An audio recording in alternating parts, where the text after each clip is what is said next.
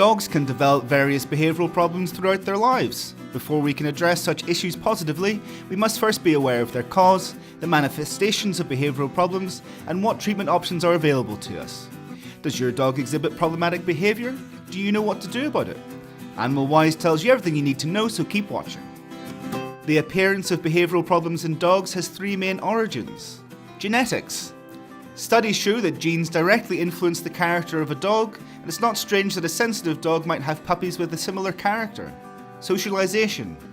Dogs which have not been properly introduced to animals, people and environments in their first 3 months are susceptible to behavioural problems as adults. Learning. Our dog observes and learns all the time. If they have learned that crying gets attention or that biting you leaves them in peace, they are likely to continue this behaviour indefinitely. Now you know why behavioural problems occur. How do they appear? We show you the 10 most common. Fear of dogs, people, objects or environments. Fear is not exclusive to dogs that have been mistreated. Fear takes many forms, from fear of individuals to fear of loud noises like fireworks. It can be more or less acute, but regular education is required to solve it.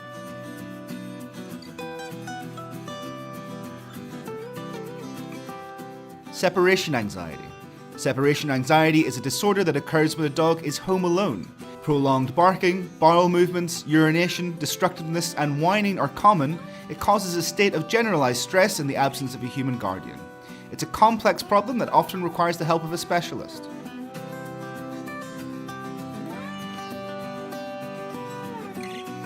Destructiveness and excessive biting in puppies.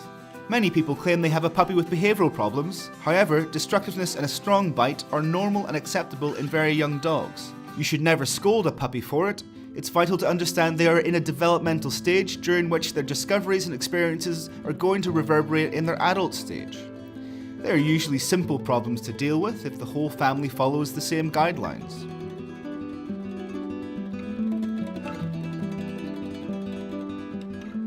Aggression towards dogs, cats, objects or people. There are many types of aggressiveness: protection of resources, aggressiveness due to fear, territoriality, predatoriness and more. It's a serious problem that requires the supervision and guidelines of a professional. Regular behaviour modification sessions are usually needed. Coprophagia. This is when dogs ingest feces. It is normal and common in puppies, but not in adult dogs. It can be complex to treat and evaluation by a veterinarian is necessary. Urination and defecation at home. Micturition must be differentiated from marking. These problems can be caused by other disorders such as fear, separation anxiety, the onset of puberty, excitement, health problems or cognitive dysfunction syndrome, a sort of Alzheimer's disease seen in elderly dogs. It is advisable to consult a veterinarian before starting the learning process again. Intolerance to touching or use of certain objects. This appears in dogs that have not been properly socialized or have had a traumatic experience. At first, the dog usually tries to flee, but when it does not work, it can begin to manifest in aggression.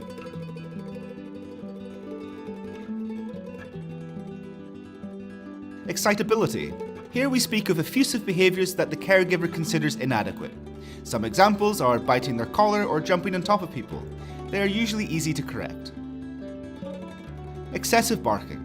Excessive vocalization is often caused by a behavioural problem such as separation anxiety, fear or aggression.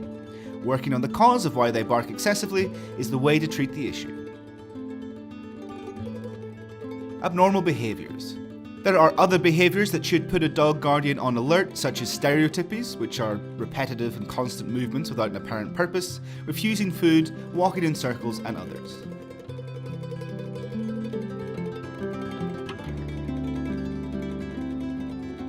Thanks to the internet and the ability to access information, more and more mild behavioural problems in dogs are solved at home.